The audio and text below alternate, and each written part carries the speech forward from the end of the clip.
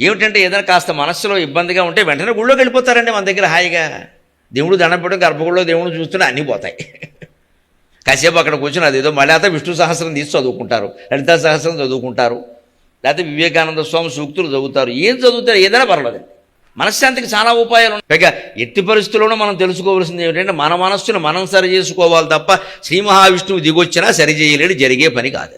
భౌతిక ఆరోగ్యానికి మందులు ఉంటాయి కానీ మనోవ్యాధికి మందు లేదన్నారు. పూర్వం పెద్దవాళ్ళని అడగండి మీరు, మనోవ్యాధికి మందు లేదంటే అర్థం మందు లేదని కాదు, బయటవాడు వేసే మందు ఏది లేదు, అది నువ్వే వేసుకోవాలి. నువ్వు వేసుకునే మందు నన్ను వేయమంటే అలాగా?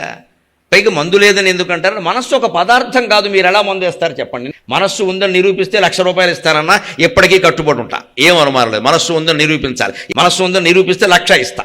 కోటైనా ఇవ్వచ్చు, నా దగ్గర లేవు, ఏం చేయమంటావు?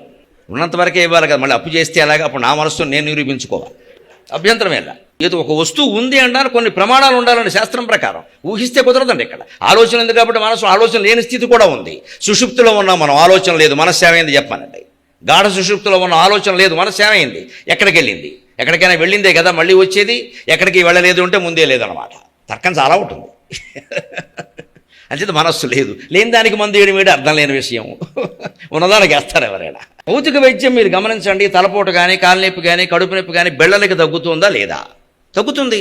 మనస్సు పని చేయకపోయినా తగ్గుతుంది. అక్కడ మనస్సు పని చేస్తే శ్రద్ధ వల్ల ఎక్కువ తగ్గుతుంది, వెంటనే తగ్గుతుంది. కానీ మనస్సులో ఇష్టం లేకపోయినా, డాక్టర్ అంటే ఇష్టం లేకపోయినా సరే, భయం ఉన్నా సరే మందు పనిచేస్తుందండి ఎంతో కొంత. ఎందుకంటే భౌతిక పదార్థం ఉన్న చోట భౌతిక పదార్థం పనిచేస్తుంది.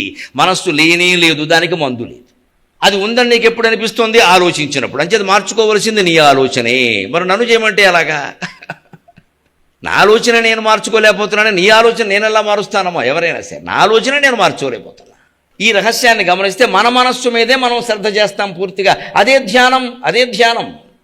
మన మనస్సునే చూడమంటారు ఏ మహర్షి అయినా అంతే. మనస్సును నేరుగా చూడండి, మనస్సును నేరుగా చూడండి. అది ఏం ఆలోచిస్తుందో గమనించండి. ఆశ్చర్యం ఏమిటంటే గమనించడం మొదలు పెడితే ఆలోచించడం మానవుతుంది. పెద్ద దొంగది, పెద్ద దొంగ.